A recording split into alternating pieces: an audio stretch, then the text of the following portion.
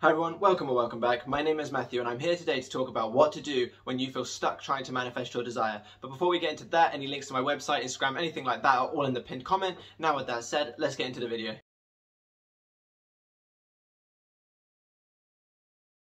9 times out of 10, when someone comes to me saying, I've been manifesting for X amount of time, I still haven't got my desire, I'm feeling stuck, I feel beat down, I'm thinking about giving up, but I don't want to, have you got any advice?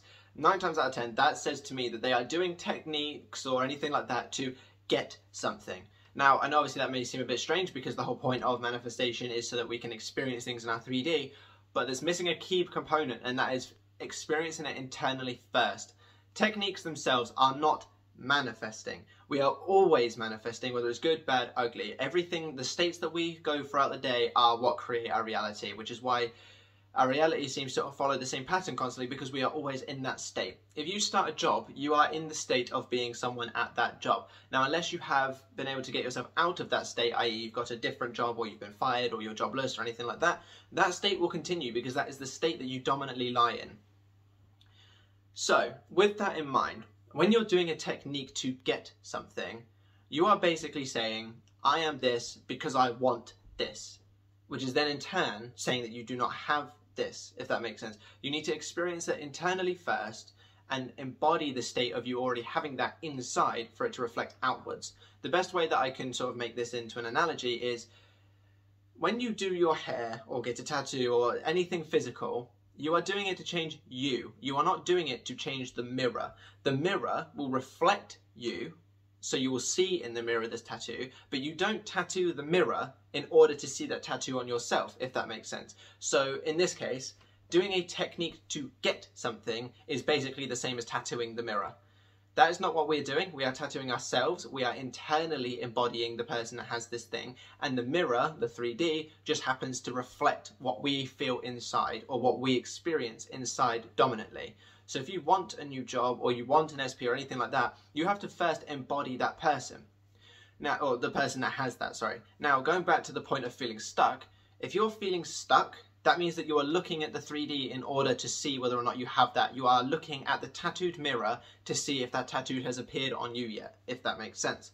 So the way that you get out of this is you just need to embody it. I know that sounds very like weird, like silly advice really, but that is it. You need to embody the state. You need to stop looking externally, because if you have felt it inside, and if you're dominantly in the state of having what you want, you don't really care what the 3D shows, because you experience it internally. Even the things that are going the complete opposite to how you want it, you don't really care about it as much because it's internally. Your subconscious mind does not have eyes. Your subconscious mind only knows what you tell it. So if you are embodying the state and doing these techniques to tell yourself that you have this thing and really experience it internally, the subconscious mind already accepts that, ergo you will already have that thing. The 3D may take a little bit of time to catch up, but you need to embody it internally in order for you to be able to experience that thing externally. Going back to the mirror, the technique is the tattoo. The mirror is the 3D. You do not tattoo the mirror, you tattoo yourself. Ergo, you become the thing that you want to be, so that externally it will be that. So that is how you get out of that, because basically, in short, what I'm saying is you won't feel stuck if you're doing it properly. And I know a lot of people might get a bit upset about that, because obviously that basically has just told them that they're doing it wrong. It doesn't necessarily mean you are doing it wrong. It just means that there is a better way for you to be doing it, and that is to embody the state of you already having it, because you don't feel stuck if you already have the thing that you want, if that makes sense. A rich person doesn't worry about money. A rich person doesn't worry about where the next paycheck is coming from, or the next investment things coming from, or the next ICO, whatever. A rich person doesn't worry about where that money's coming from, because they are rich. They know where that money's coming from. They know they experience it. They know that if they look into their bank account, they're going to have money. It's the same thing as you. You are worried and feeling down and feeling like you're stuck because you aren't sure where it's coming from. You're too busy looking externally to basically validate that you are doing it right, which is the wrong way to go about it, because you are doing it right the minute that you don't need to look into the 3D. So if you're feeling stuck, maybe what my advice would be is to just take a look at what you are doing, because techniques, they're not manifesting directly, but they get you into the state of the wish fulfilled. So if you're doing a technique, maybe try a different one, maybe try a little bit different, anything like that, switch it up and try to get yourself into the feeling of already having this thing. And then the feeling of being stuck won't matter, because you've experienced it internally. Your thoughts and your state are what controls your emotions. Someone who is rich loses £10 from their pocket because, I don't know, they drop on the floor. They don't care about that £10. Someone that is poor will care about that £10 because one person is embodying the state of someone rich, the other one is embodying the state of someone poor. You can switch your state at any point, but that is what this is. No one that has money will worry about where that money is coming from. You who internally has your SP will not worry about where your SP is right now. I understand that you can't, it's very difficult to just detach yourself entirely from the 3D, but that you need to an extent in order to get what you want. The whole idea of letting go is not so much like I give up on my SP, they'll come in. It's more the case of you're letting go of needing to see it.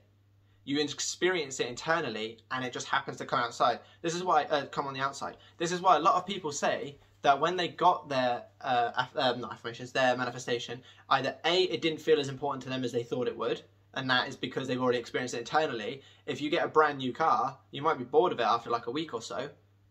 And then it's like, yeah, I've got this cool car, but it's not got that like rush that it did before. It's the same thing. If you've experienced it internally for however long you've been doing these like techniques or embodying the state and everything, eventually it's going to get to a point where even when it comes in, you don't really care that much. It might even be funny to you because you're like, oh yeah, you know, I've already experienced this and stuff like that. So that is how, in my opinion, you get out of feeling stuck.